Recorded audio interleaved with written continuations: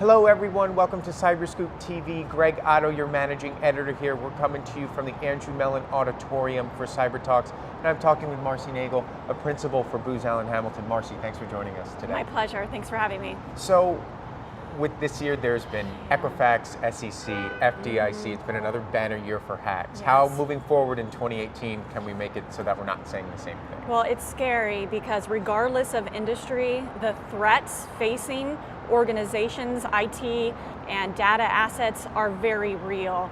And we must embrace this reality that the cyber adversaries are in fact winning and a breach is inevitable. And in order to combat those threats, organizations really need to adjust some variables, and that are the time to detect, the time to respond, and how they in fact minimize the impact of those breaches. And in order to influence the variables, organizations really need to achieve 100% visibility into their hardware, software assets, their configurations or patch levels, and vulnerabilities, because quite frankly, you can't protect what you can't defend. And in fact, the Equifax breach can be grouped into 80% of the breaches that were 100% preventable through the detection of the vulnerability and the timely application of an available patch. And so if organizations reduce those unauthorized assets, mitigate vulnerabilities, they in effect, reduce their attack surface that is susceptible to vulnerabilities. And again, we've got to achieve that visibility into the organizational assets to reduce that threat. So much of what we hear from these breaches is reactive. How do we get to a proactive stance when it comes to cybersecurity inside organizations? So I feel that a very simple way that organizations can be more proactive is first take a look in-house and optimize their existing technology investments. So often we find that organizations have made a tremendous investment in technology and they have a vast cyber toolbox, but they're only using a portion of the capabilities.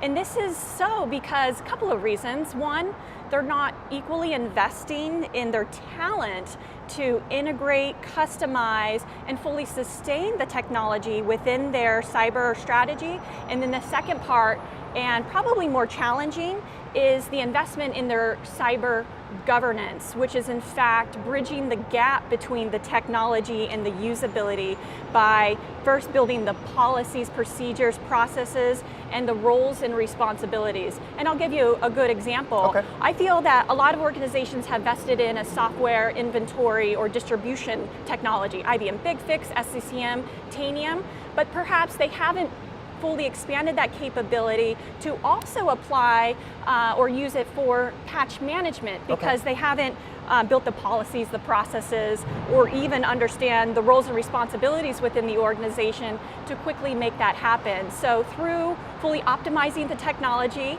by further investing in talent, as well as bridging the gap between technology and governance to turn it into action.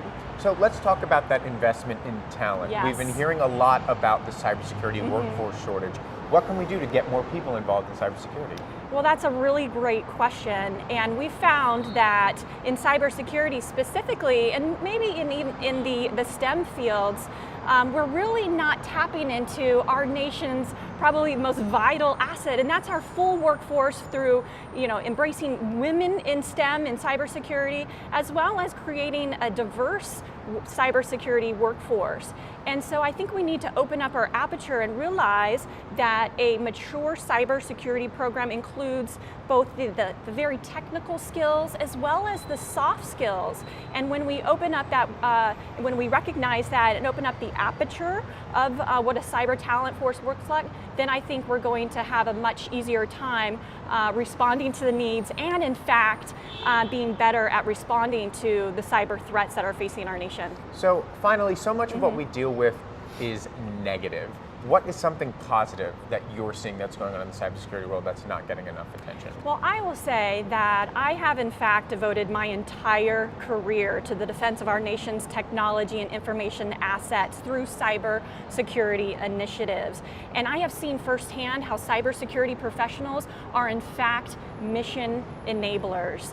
And whatever mission excites a cybersecurity professional, they can apply their talent, expertise, and devote their career to that. For example, I have protected the warfighter and the warfighter systems. I have assessed our nation's taxation systems and built security into our justice, into investigative systems, as well as led teams that built protections into mission critical systems that launch rockets into space. This is exciting stuff, and cybersecurity professionals should feel proud of the missions that they enable. Great. Marcie, appreciate your insight. Thanks for speaking with us today. It's been my pleasure. Thank you. For all of our videos, check out our YouTube channel, and for more on cybersecurity, check out cyberscoop.com. I'm Greg Otto. Thanks for watching.